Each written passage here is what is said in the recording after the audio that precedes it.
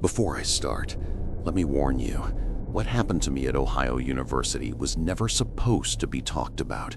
Students whisper about ghosts, shadows, and rooms that should have never been reopened. But what I saw was different. It felt personal, like something on that campus noticed me. So, if you're watching this right now, don't forget to subscribe, because trust me, you'll want to hear everything. Ohio University in Athens, Ohio. People call it the most haunted campus in the entire United States. And honestly, I used to laugh at that. Ghost stories, campus myths, creepy buildings, I thought it was all just college tradition. But the night I visited the Ridges, the old insane asylum, I realized those stories weren't jokes. They were warnings. The Ridges looks abandoned from the outside, but when you're standing in front of it, it feels alive. The building sits on top of a hill, this huge brick structure staring down at you like it's still watching its patients. I went there in the late afternoon with a couple of friends.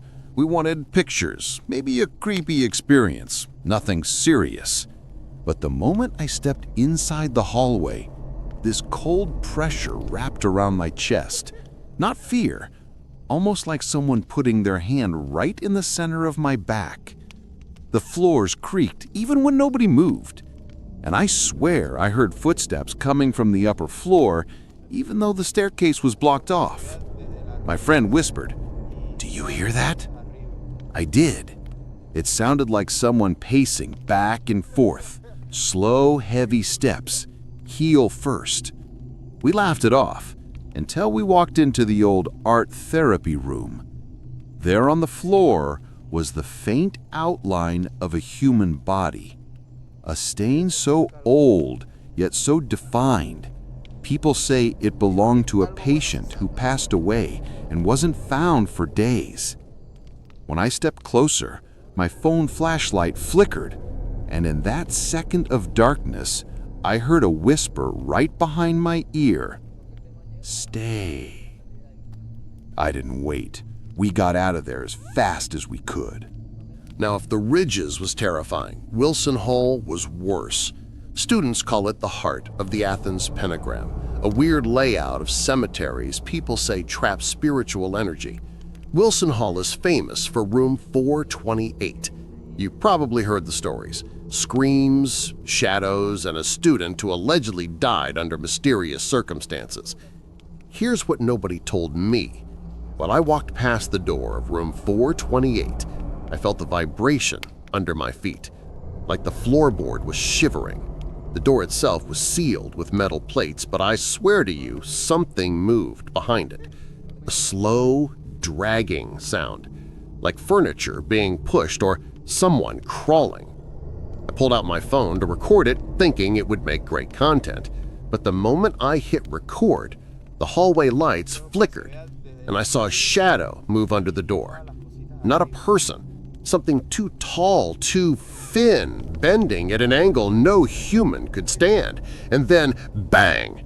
Something slammed against the other side of the door so hard I felt the vibration in my spine. I froze. This wasn't a prank.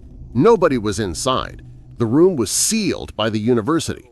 One of the RAs yelled from down the hall, "Don't stand in front of that room! Move!" The way he looked at me, that's when I realized students joke about the ghost stories, but the staff, they don't joke at all.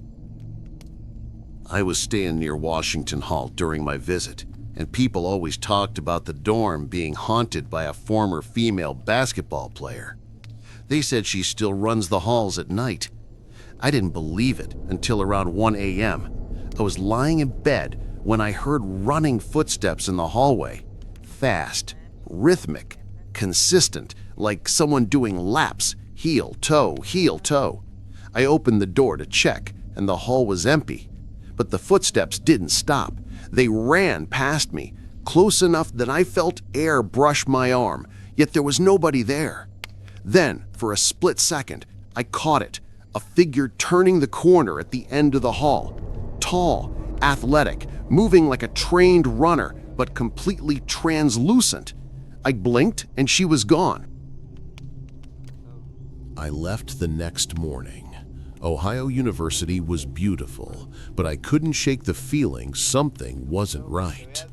As I packed my bag, I noticed my phone camera roll had new photos. Photos I didn't take. All of them showed me walking through the halls of the Ridges, except the angle was impossible. They were taken from behind me, over my shoulder, like someone was following inches away. One last picture made my hands shake. It was taken in that blocked hallway near room 428. A dim figure stood behind the door, long limbs, tilted head, watching me. The timestamp, it showed the exact moment I heard that slam. That's when I realized I never walked that part of the building. I never approached the door closely. So who or what took the picture? And more importantly, how did it end up on my phone? Ohio University might look like a normal campus during the day, but if you ever visit, remember this: the Ridges watches you, Wilson Hall listens to you, and Washington Hall, it runs beside you. Something lives there, something that never left.